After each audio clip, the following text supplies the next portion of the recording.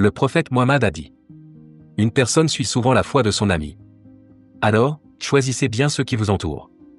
Cette sagesse souligne l'influence puissante de notre entourage sur notre foi et notre caractère. On dit souvent: vous êtes la moyenne des 5 personnes avec lesquelles vous passez le plus de temps. Aujourd'hui, explorons cette idée à travers une perspective islamique. Nous allons découvrir 10 types de personnes à éviter, celles qui peuvent négativement affecter votre foi. Mais attention, vous-même pourriez manifester ces traits sans en être conscient. Alors, prenez le temps de réfléchir à votre propre comportement et cherchez à être une influence positive pour ceux qui vous entourent.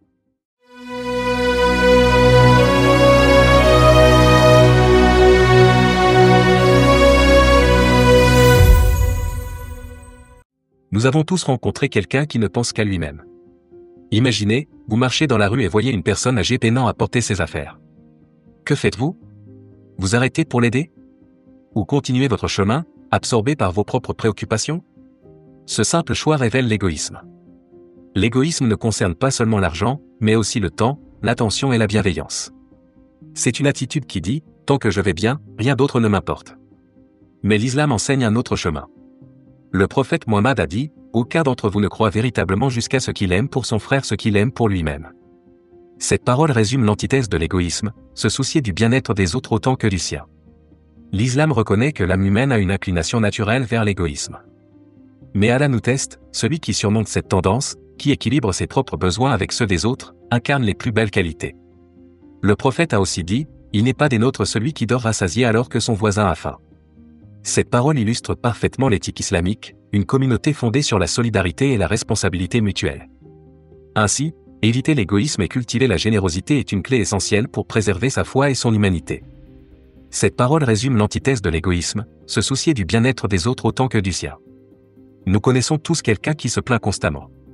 Le temps est trop chaud ou trop froid. Le travail est insatisfaisant. La nourriture au restaurant est toujours mauvaise. Ce cycle de mécontentement perpétuel affecte non seulement la personne concernée, mais aussi ceux qui l'entourent. L'islam nous enseigne l'importance du contentement. Le prophète Mohammed priait ainsi: ô Allah, je te demande le contentement dans ce que tu as décrété. Cette prière résume l'essence de l'acceptation et de la gratitude. Se plaindre sans raison nourrit une énergie négative, pouvant mener à la frustration et à la dépression. Cela ne signifie pas qu'il faut ignorer les injustices, mais la plainte doit être constructive, visant un changement positif. Imaginez quelqu'un qui se vante constamment, qui méprise les opinions des autres. L'arrogance est un trait sévèrement condamné en islam. Le prophète Mohammed a dit: personne n'entrera au paradis s'il a dans son cœur ne serait-ce qu'un grain d'arrogance. Un compagnon lui demanda alors: est-ce que porter de beaux vêtements et bien se présenter est de l'arrogance? Le prophète répondit: Allah est beau et aime la beauté. L'arrogance, c'est rejeter la vérité par orgueil et mépriser les gens. L'arrogance nous aveugle sur nos propres défauts, nous éloigne des autres, et surtout nous distance d'Allah.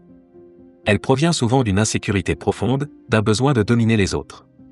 L'islam nous enseigne que la véritable supériorité réside dans la taqwa, la conscience et la crainte d'Allah. La haine est une force destructrice, capable de briser les communautés. Elle naît du ressentiment et de l'animosité, poussant les individus à nourrir des pensées négatives. L'islam nous enseigne que nous ne contrôlons pas toujours les pensées qui nous viennent, mais nous avons le choix de les suivre ou de les rejeter.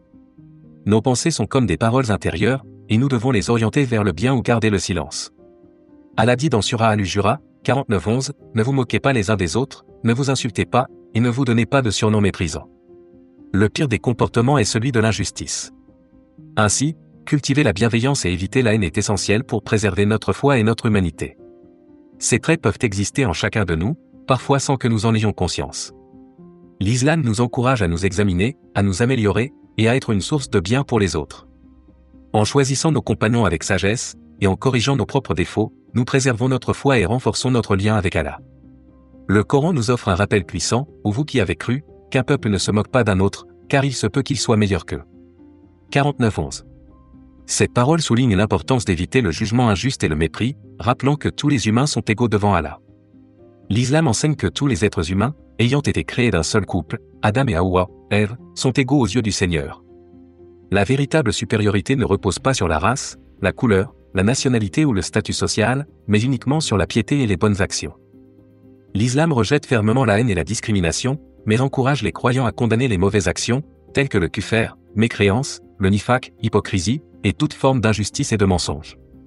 Cette approche est similaire à celle d'un médecin envers ses patients, il ne déteste pas les malades, mais il combat les maladies qui les affligent.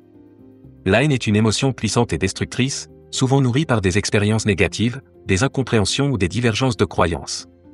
Bien que l'islam prône l'unité et l'harmonie, il reconnaît la tendance humaine à succomber aux émotions négatives. Cependant, les musulmans sont exhortés à maîtriser ses sentiments, à faire preuve de patience et d'empathie.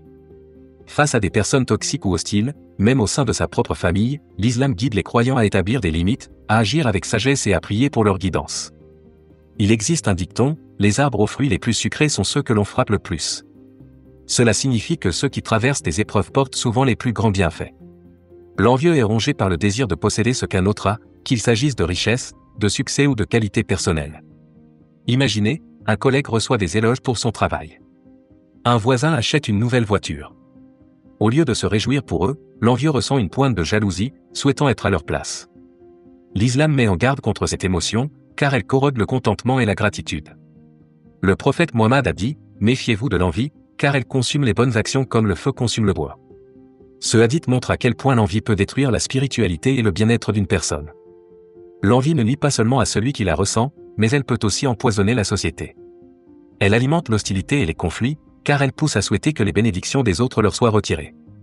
L'islam enseigne la gratitude et le contentement. Nous sommes encouragés à nous concentrer sur nos propres bénédictions, plutôt que de convoiter celles des autres. Le Coran dit, ne convoitez pas ce qu'Allah a accordé à certains plus qu'à d'autres. Les hommes auront leur part de ce qu'ils ont acquis, et les femmes auront leur part de ce qu'elles ont acquis. Demandez à Allah de sa grâce. 4.32.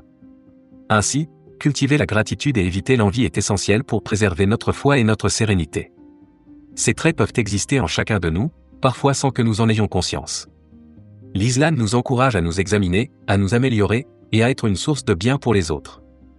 En choisissant nos compagnons avec sagesse, et en corrigeant nos propres défauts, nous préservons notre foi et renforçons notre lien avec Allah. Le Coran nous rappelle, ne convoitez pas ce qu'Allah a accordé à certains plus qu'à d'autres.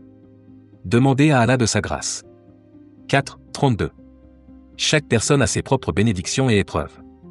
Plutôt que d'envier, cherchons notre subsistance auprès d'Allah. Les commérages détruisent relations et confiance. Le Coran avertit, ne t'occupe pas de ce dont tu n'as aucune connaissance.